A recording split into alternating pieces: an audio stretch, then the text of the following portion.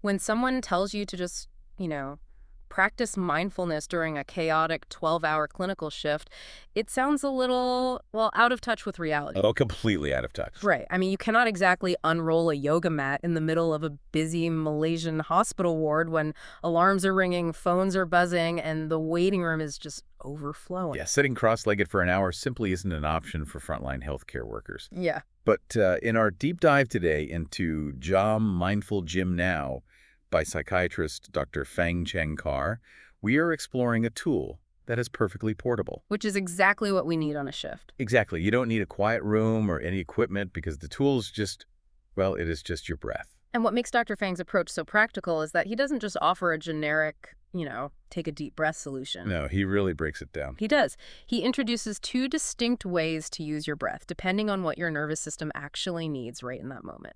The first is relaxation breathing, which involves actively changing your breath's rhythm. Right. Like specifically making your out-breath longer than your in-breath. So, okay, let's unpack this a little. Sure. So it is not just about trying to feel peaceful. There is an actual mechanical reason this works. Lengthening the exhale actively stimulates the vagus nerve, which runs all the way from your brain down to your abdomen. Wow, okay. Yeah, and when it is stimulated, it engages your parasympathetic nervous system to physically lower your heart rate and your blood pressure. So when you were rushing across the clinic and your system is just in overdrive from the sheer volume of patients, extending that exhale is essentially hitting the body's natural brake pedal. That is exactly it. You are stopping that physical adrenaline spiral. You are intentionally signaling safety to your own body. For a tired nurse or doctor running from bed to bed, that physical break is crucial. I mean, it helps prevent burnout before the shift is even over. But here is where it gets really interesting. Let me play devil's advocate for a second. Go for it. What if I am in the middle of a massive emotional storm? Say, dealing with a tragic clinical outcome or facing a furious relative. Sometimes trying to force a slow, deep breath just makes me feel suffocated. Oh, absolutely. It feels like I am fighting my own body. Because you are fighting it. What's fascinating here is that when your system is suddenly flooded with a massive spike of adrenaline during a crisis, forcing a slow breath is like slamming on the brakes while your car is skidding on ice. Oh, wow. You just completely lose control and create more panic. Right. And this is exactly when the book suggests abandoning the brake pedal and switching to the second technique, which is grounding breathing. So instead of changing the breath, you simply observe it. Yes, you just drop an anchor. You feel the air moving at your nose, or just notice the natural rise and fall of your chest. You aren't forcing the storm to stop. You are just holding the ship steady so it doesn't blow away. You got it.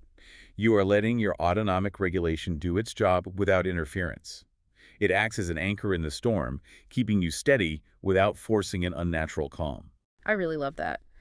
The book actually shares a story about a senior ward sister that illustrates how essential these two tools are.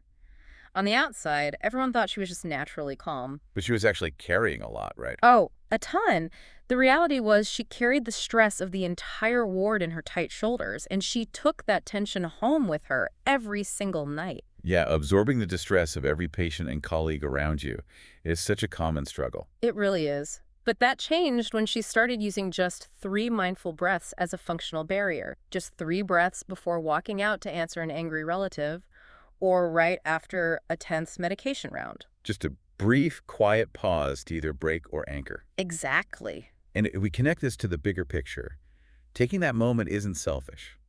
The book frames this perfectly with the phrase, self-care is we care. Self-care is we care. I like that. Yeah, in a clinical environment, maintaining your own emotional baseline is a prerequisite. Taking care of yourself is literally how you ensure you can continue to treat others compassionately. When you look at her story, it highlights everything we've explored today.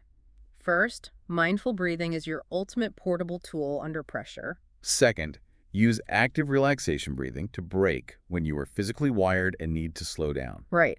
And third, use natural grounding breathing to anchor yourself during emotional storms. Keeping steady when forcing a calm breath would just backfire. It is a simple toolkit, but so necessary. It really is. So before you walk into your next patient's room or before you start your very next task, try taking just one mindful breath.